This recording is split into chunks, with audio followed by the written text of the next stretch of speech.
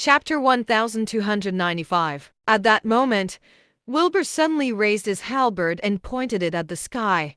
A formless energy started to be released from his body. 100-meter wide dark cloud formed in the sky, slowly becoming a massive vortex that rotated slowly. "This isn't something you can rely on to defeat me," Wilbur shouted, and a terrifying spiritual pressure spread out from him. Loya furrowed his brows, feeling an indescribable emotion inside him. Meanwhile, the cultivators below were stunned in place by Wilbur's overwhelming spiritual pressure, looking incredibly shocked. The 12 chapters of the Divine Symphony. First chapter, Dirge of Despair. Wilbur uttered those words and said to Loya calmly, "This is an ability a certain hero granted me. How do you feel right now?" "Lonely, hopeless, and in despair," Loya muttered. Wilbur smiled slightly. "That's right.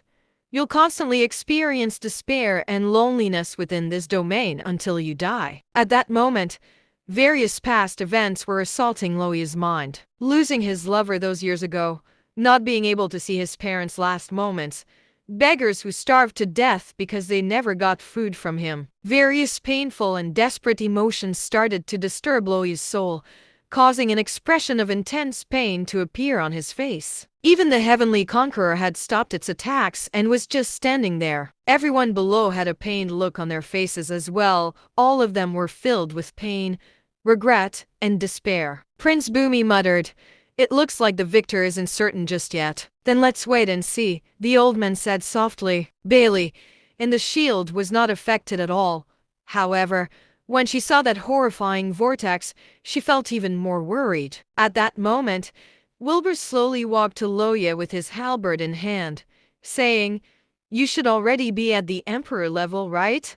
Aren't you going to bring out your true power?" As he said that, the halberd in Wilbur's hand ignited as it slashed down at Loya. Loya's eyes glinted as golden runes appeared around his body, blocking that attack. The halberd was sent back, and the runes stopped as well. At that moment, Loya seemed to have awakened.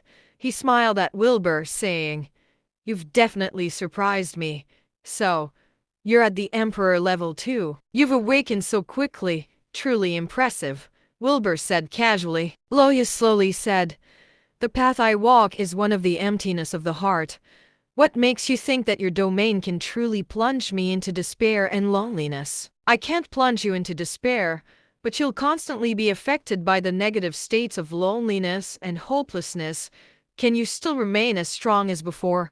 Wilbur said. Loya laughed and said, "Didn't you already guess that I'm at the Emperor level too?" Wilbur's eyes twitched. Loya clasped his hands together and started to recite mantras that caused a golden light to pierce through the dark clouds, falling on Loya. "Demon-slaying Heavenly Conqueror, true form." With a shout from Loya, the demon-slaying Heavenly Conqueror once again grew larger by 10 meters, reaching a terrifying height of about 30 meters. It arrived before Loya and merged with him. With Loya within the chest of the Heavenly Conqueror, he shouted out, "Trevor, nothing can stop me, demon-slaying Heavenly Conqueror.